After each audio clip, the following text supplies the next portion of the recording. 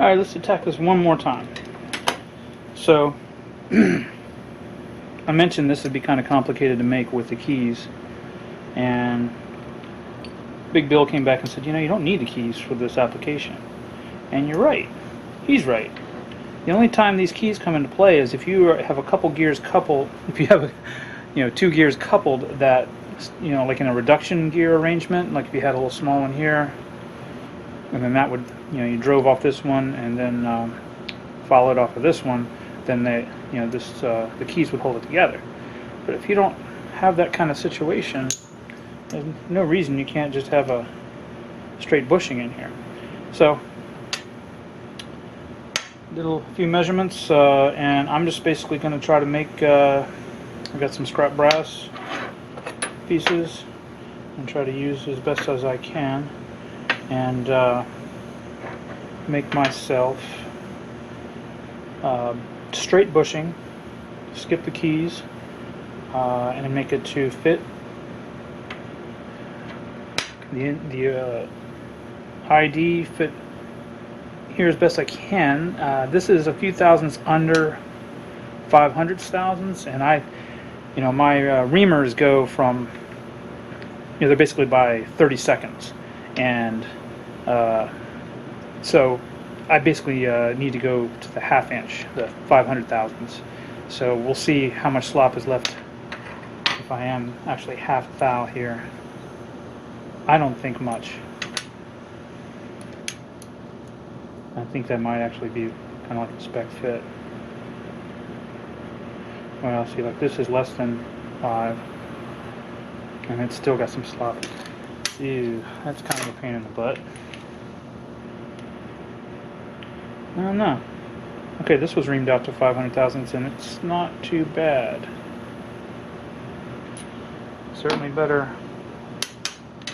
The main source of the problem is here. See all that? So I think if I can get rid of that, I'm going to be in good shape. So let's do it.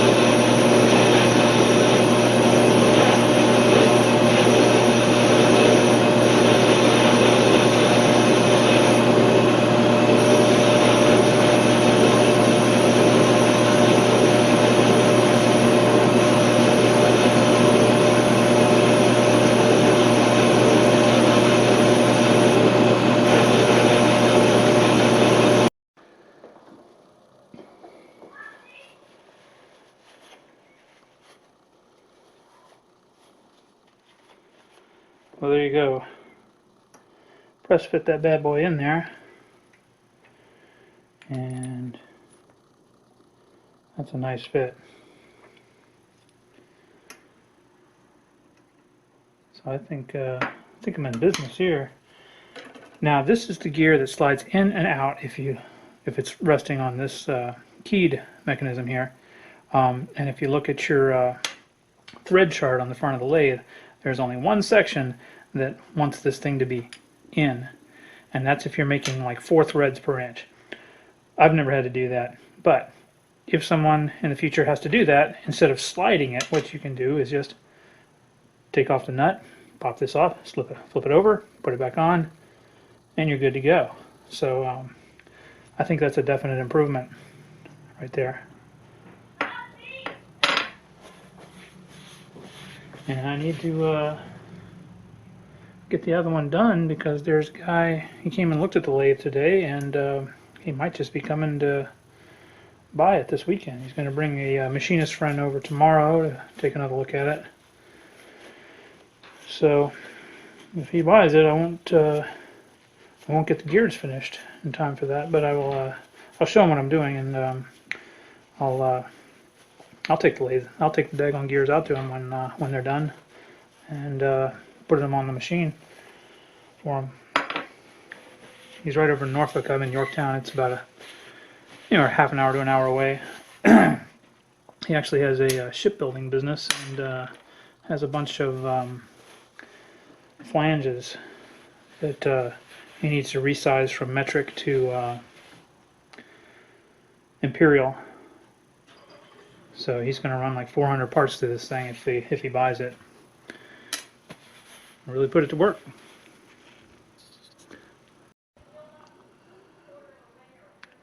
Oh, there it is, all put back together. And you can see there's side to side a little bit, but none of that racking motion anymore. So those are in much better shape. The reverse gears are as bad as ever. Forward and reverse. Yeah, I'm going to plug this thing. Okay, something. I don't know my cord. I have never liked the placement of the power switch on some of these models. I think there's a very common to mount them up there, maybe from factory or just a common placement point. But what bugs me about it is you go to raise the lid on the gear box here, which you need to do if you're going to pull the back, put it in back gear, and so you need to disengage the what do they call that? The bull gear from the spindle. Anyway, so you're lifting, you're moving the whole switch mechanism, which I could easily see that accidentally hitting something in the back there and turning the lathe on. So I probably unplug my lathe a lot more than other people do because of that. Anyway, so yeah, those guys are still all floppy, and those are the gears that I'm making right now. Kind of tempted, because it's a quicker thing to do for the moment. I mean, I could knock it out here real quick, is to put bushings in these and actually even try to spin them a little bit and take care of some of the mushrooming that's happened to them, and just kind of get an idea of what sort of improvement I'm going to make even after I put the new gears in terms of how quietly this thing operates and smoothly and whatnot. Might do that. I don't know. Right now I just want to show that what Big Bill said was right. You don't need the winged bushings, keyed bushings. You can use straight bushings.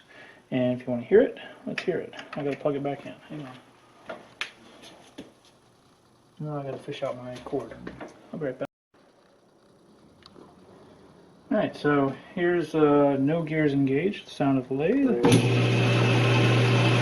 Nice and smooth. And we engage the gears.